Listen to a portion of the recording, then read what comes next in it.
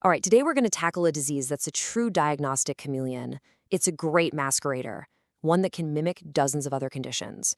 It's called amyloidosis, and really understanding it can be the key to solving some of medicine's most challenging cases. So think about this for a second. Heart failure, severe kidney disease, carpal tunnel in both wrists, and even strange bruising around the eyes. On the surface, these seem like they're from totally different worlds, right? But what if I told you they can all point back to one single underlying process? Well, they can. The connection is a group of diseases we call amyloidosis. So, what are we really talking about here? First off, amyloidosis isn't just one thing. It's actually a whole family of diseases that all share one common problem: protein misfolding.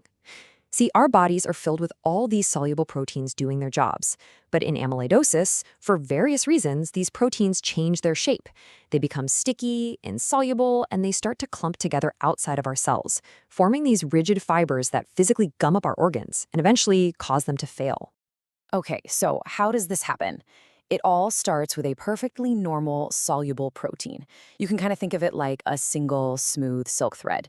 But then something goes wrong. A trigger causes it to misfold into this abnormal shape called a beta-pleated sheet. Once it's in that shape, it gets sticky. These misfolded proteins start glomming onto each other, tangling up into a tough, insoluble rope. That rope is the amyloid fibril. And it's these fibrils that get deposited in our organs, disrupting everything and causing all that damage. And when you look for it under a microscope, the proof is just unmistakable. When you take a tissue biopsy, stain it with a special dye called Congo red, and then look at it under polarized light, you see this beautiful, but pretty ominous, apple green glow.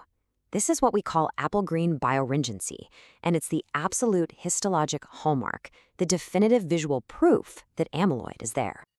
Okay, so here's the game plan for making sense of this. We've just touched on the core concept. Next, we're going to dive into the major types you'll see, the clinical red flags to look for, the step-by-step diagnostic pathway, how we treat it, and finally, the key takeaways you can bring to your practice.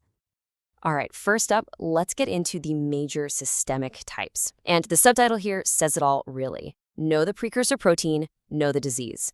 This is the single most important idea for understanding, diagnosing, and treating amyloidosis. It's everything. So let's break down the big three that you're going to run into most of the time. First, there's AL amyloidosis. The L stands for light chain. The culprit here is an immunoglobulin light chain that's being churned out by a rogue clone of plasma cells. Second, you have ATTR amyloidosis. The protein here is transthyretin, or TTR. This one can happen either because the normal or wild-type protein just starts to misfold as we get older, or because of a genetic mutation that makes it unstable. And third, there's AA amyloidosis, which is caused by serum amyloid A, a protein our bodies make way too much of during chronic inflammation or infection. So, while we're really going to zero in on these big three, you should know that scientists have actually found over 40 different proteins in our bodies that can go rogue and form amyloid.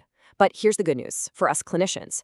If you can really get a handle on AL, ATR, and AA, you've honestly covered the vast majority of cases you're ever going to see. Okay, this brings us to probably the most important question for any clinician. When should this even be on your radar? Let's talk about the clinical red flags, the clues that should make you stop and think, wait a minute, could this be that great masquerader? Think of this as your clinical toolkit, your spidey sense for amyloid. You're looking for patterns, things you can see, like an unusually large tongue, that's macroglossia, or that classic bruising around the eyes we call raccoon eyes, and even infiltration in the shoulders that gives a shoulder pad sign. In the heart, be suspicious of unexplained heart failure, especially when the ejection fraction looks normal. For the kidneys, massive protein spilling into the urine is a huge clue. And neurologically, things like carpal tunnel in both hands, or a neuropathy that messes with blood pressure, these should be setting off alarm bells. The real key is when these things show up together in a pattern that just doesn't fit with anything else. Okay, so let's say your suspicion is high. You're thinking, this could be it. What's next? The great news is, once you have amyloidosis on your list of possibilities, the path to a real, actionable diagnosis is actually very clear and logical. It really just comes down to these 4 key steps. Number 1, you have to suspect it. Keep that high clinical suspicion based on those red flags. Number 2, you've got to get some tissue. A simple abdominal fat pad aspirate is often where we start. 3, you confirm that amyloid is actually present using that Congo red stain. And 4, and this is without a doubt the most critical step of all, you absolutely must type the amyloid to figure out exactly which protein is causing the problem. And that brings me to a quote that you should honestly just burn into your brain. Finding amyloid is not the diagnosis. Typing it is. Seeing that green glow tells you, yes, the patient has amyloidosis, but that's it. It doesn't tell you what to do. Typing it, figuring out if it's AL or ATR or AA, that is the diagnosis. That's what tells you how to treat the patient. It changes everything. And you know what? This is where a huge, and I mean huge, clinical mistake can happen. Look, finding a little monoclonal protein in an older person's blood, what we call MGIS, is super common. It's often no big deal. But AL amyloidosis is a very serious disease needing urgent chemo.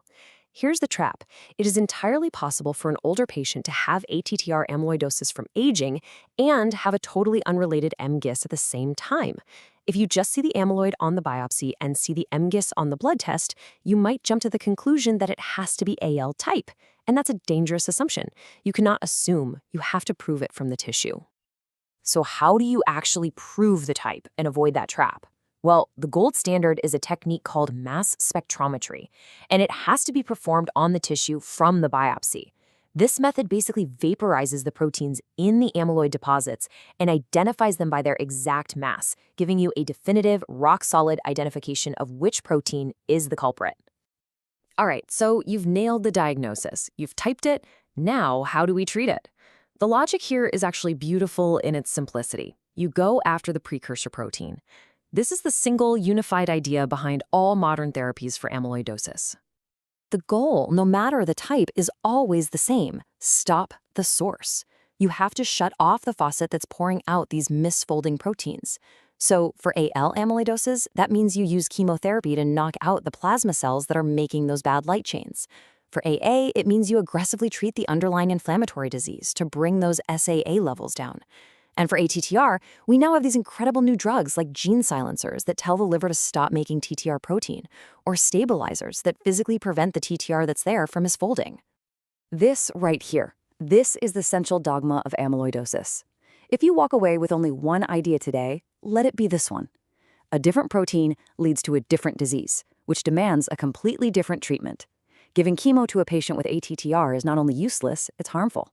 Giving anti-inflammatory drugs to someone with AL is not going to work. You have to match the right treatment to the right protein. Okay, let's bring it all home. What are the key things you absolutely have to remember on your next rotation? When you're on the wards or in clinic tomorrow, what do you need to know?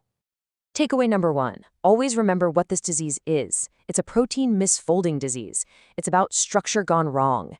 It's not one single cancer or one single entity, and that's precisely why it can show up in so many different ways and masquerade as so many other things. Number 2, know when to put on your detective hat. When you've got a patient with a weird mix of problems, multisystem stuff that just doesn't fit neatly into one box, especially when it involves the heart, the kidneys, and the nerves, you have to put amyloidosis on your differential diagnosis. And third, you've got to know the main players in this game. This chart gives you a rough idea of how common they are. AL is the most frequent one we see, followed by ATTR, and then AL. If you focus on really understanding these three, you'll be ready for almost anything. And last but absolutely not least, let's say it one more time because it is that important. Never, ever assume that a patient with amyloid and a monoclonal gammopathy has AL type. That older patient could easily have ATTR. Making the wrong assumption can lead to giving a toxic, useless treatment. You must prove the type from the tissue. So I'll leave you with this question to think about. For a long time, we kind of wrote this disease off as a rare, untreatable curiosity, but that's just not true anymore. With amazing new therapies now available, especially for ATTR, getting the diagnosis right is more important than it has ever been. So the next time you see that patient with idiopathic heart failure or neuropathy of unknown cause, just pause and ask yourself, could this be the great masquerader? Because you might just uncover a treatable diagnosis.